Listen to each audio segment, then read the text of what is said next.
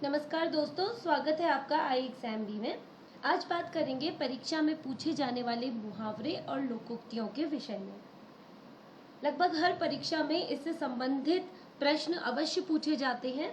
तो आइए देखते हैं मुहावरे किसे कहते हैं, लोकोक्तियां किसे कहते हैं और इनके बीच में क्या अंतर होता है। साथ ही देखेंगे इनसे संबंधित किस प्रकार के प्रश्न परीक्षा में पूछे जाते हैं। पहले बात करते हैं मुहावरों की। मुहावरे वाक्यों का एक अंश होते हैं, शब्द समूह होते हैं जिनका सामान्य अर्थ न होकर के एक विशेष अर्थ होता है।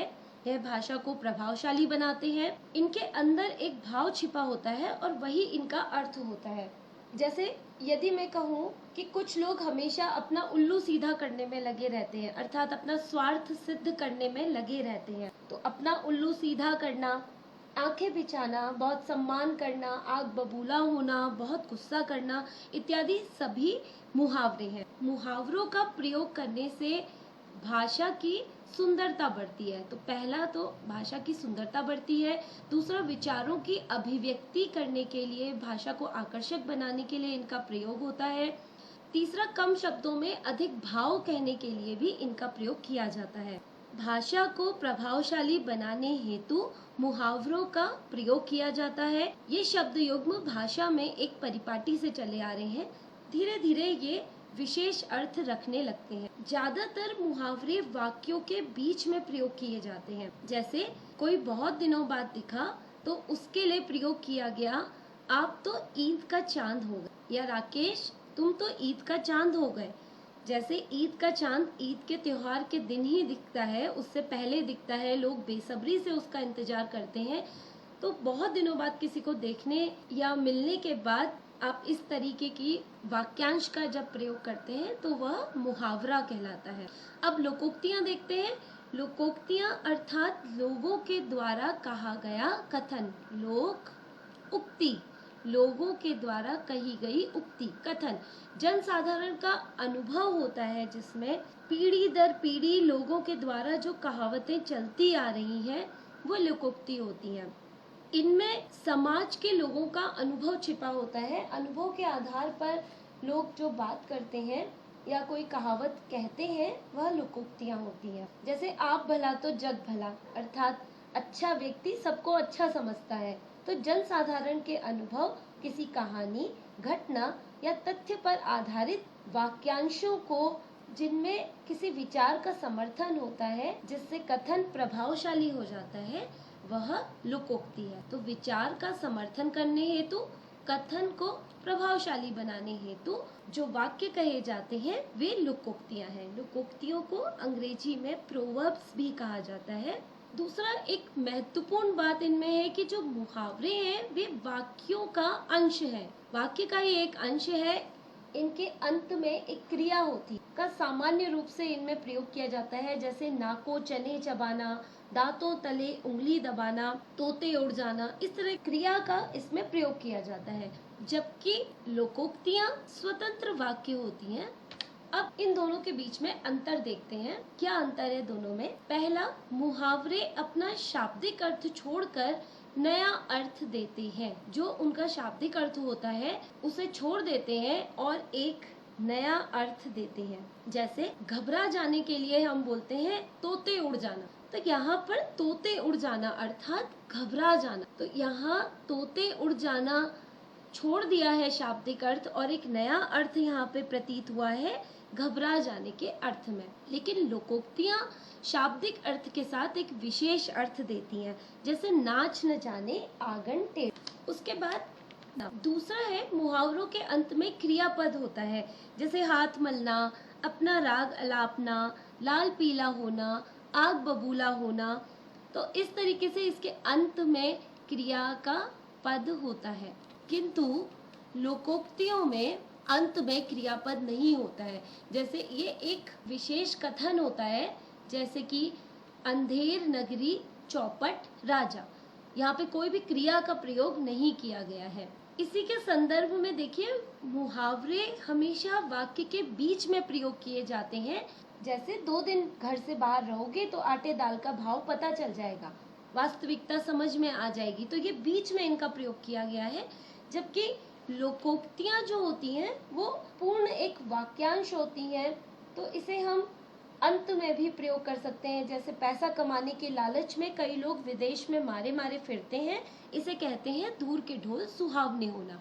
ऐसे ही अंधेर नगरी चौपट राजा। वाक्य में प्रयोग करने के साथ ही मुहावरों का अर्थ स्पष्ट हो जाता है। जैसे कि आस्तीन का सांप होना, मित्र बनकर शत्रुता करना। तो आस्तीन कहते ही या सांप कहते ही इसका अर्थ स्पष्ट हो गया। लेकिन लोकोक्तियों का जो अर्थ होता है वो वाक्य प्रयोग पर निर्भर नहीं करता है। जैसे अब पछताए होत क्या जब चिड़िया चुग गई खेत, तो इसका एक विशिष्ट अर्थ निकलता है। फिर मुहावरों में व्यंग या फिर अतिशयोक्ति का प्रयोग नहीं होता है, जबकि लोकोक्ति में व्यंगात्मक या अतिशयोक्ति से युक्त भाषा का प्रयोग किया जाता है। जैसे लोहे को लोहा ही काटता है। अब लोहे को लोहा कैसे काटेगा, ये तो अतिशयोक्ति है। इसी तरह सांप मरे पर लाठी न टूटे, ये भी अतिशयोक्ति है। तो मुहावरे एक सरल वाक्यांश होते हैं, जबकि लोकोक्तियां एक विशिष्ट प्रकार का कथन होती है, जिसमें अतिशयोक्ति भी होती है और व्यंग भी होती है। मुहावरे बात कहने का एक तरीका होता है, साधारण बातों को कहने का एक तरीका होता है। जैसे अपनी खिचड़ी अलग पकाना, किसी के साथ मिलकर न रहना, ये एक सामान्य वाक्य है। जबकि लोकोक्तियां किसी बात का समर्थन, विरोध या फिर खंडन करने के लिए भी प्रयुक्त होती हैं। कैसे, सांच को आंच नहीं, ये एक लोकोक्ति है।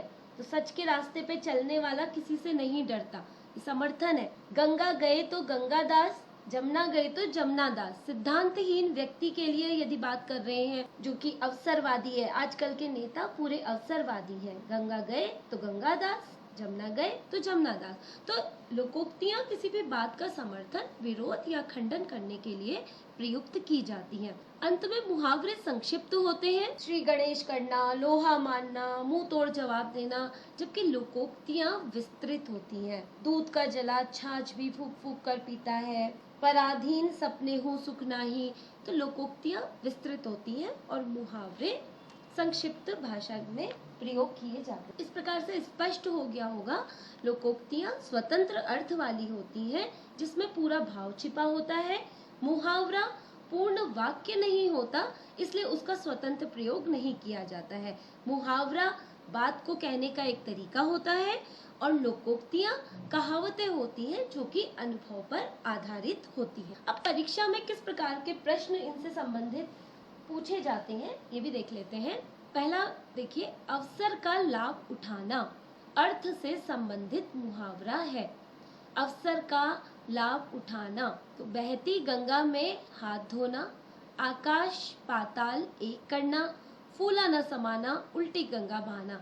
तो इन सब के अर्थ यदि देखें तो आकाश पाताल एक करना वाक्य से ही समझ में आ रहा है कि बहुत अधिक मेहनत करना, तो ये नहीं होगा। फूला न समाना, बहुत अधिक खुश हो जाना, ये भी इसका अर्थ नहीं तालमेल बैठ रहा है।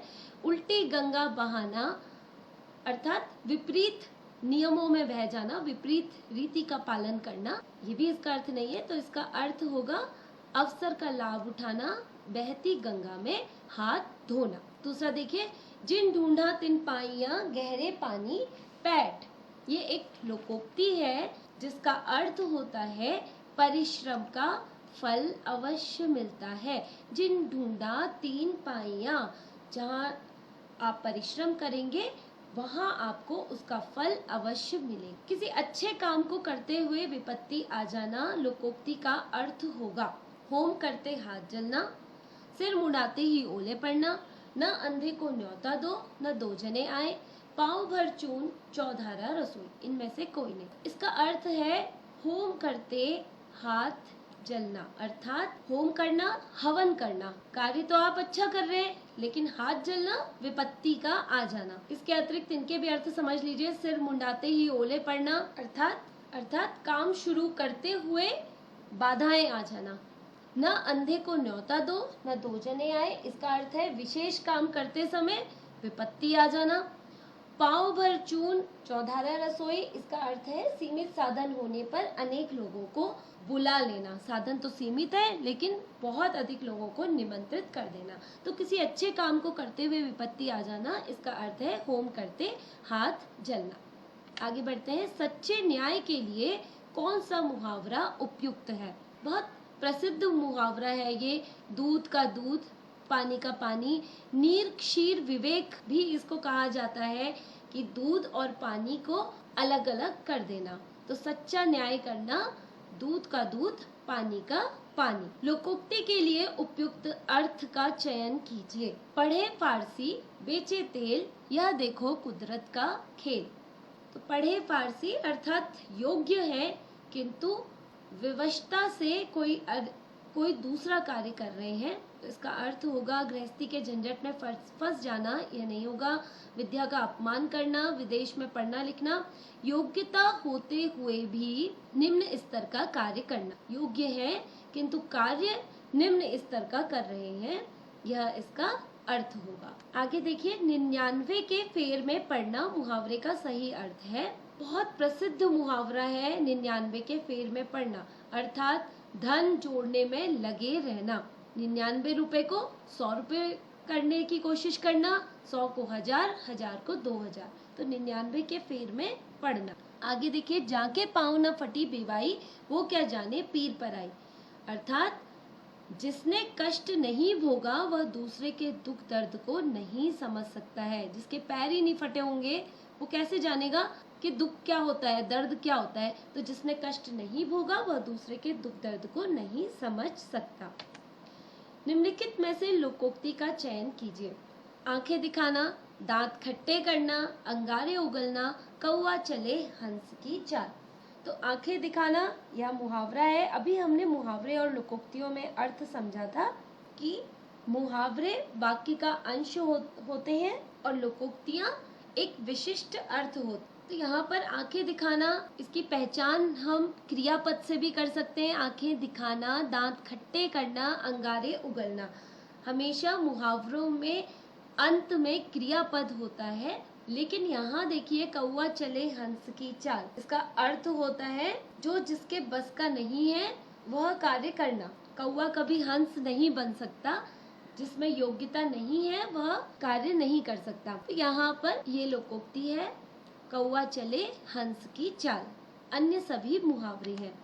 स्थिति दयनीय होने पर भी घमंड न छोड़ना के लिए उपयुक्त लोकोक्ति है, अर्थात बहुत ही अवस्था खराब है लेकिन फिर भी गर्व है, घमंड है अपने ऊपर, तो इसके लिए है रस्सी जल गई पर ऐंठन नहीं गई। रस्सी जल गई पर बल नहीं गया, ये भी कहा जाता है, अर्थात रस्सी जल गई पर बल नहीं गया। सच्चे शूरवीर देश की रक्षा में प्राणों की डैश है। रिक्त स्थान की पूर्ति सटीक मुहावरे से कीजिए। तो प्राणों की बाजी लगा देते हैं, प्राणों की जान लगा देते हैं, प्राणों की ताकत लगा देते हैं। उपरोक्त तीनों ही गलत है, प्राणों की आहुति लगा देते हैं। ये एक प्रसिद्ध मुहावरा है कि सच्चे शूरवीर देश की रक्षा में प्राणों की आहुति लगा देते हैं। कूलर का फूल होना का अर्थ है, गूलर का फूल कभी कभी ही दिखाई देता है, तो गूलर का फूल होना, जो ईद का चांद होना मुहावरे का अर्थ है, लगभग उसी का अर्थ ये मुहावरा भी देता है।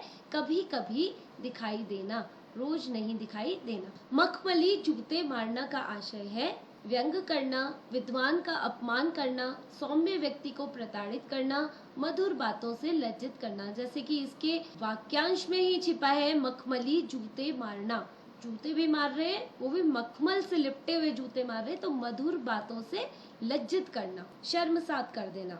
उचित अर्थ के साथ मुहावरा है। यहाँ पे मुहावरों के साथ उनके अर्थ को भी लिखा गया है। आपको इसमें से उपयुक्त अर्थ सहित मुहावरे को छांटना है। जैसे देखिए, खरी खरी सुनाना, बहुत ज्यादा बोलना, ये इसका अर्थ सही नहीं है। इसका अर्थ होता है साफ शब्दों में अपनी बात को कहना, स्पष्ट शब्दों में बात को कहना, ये नहीं है।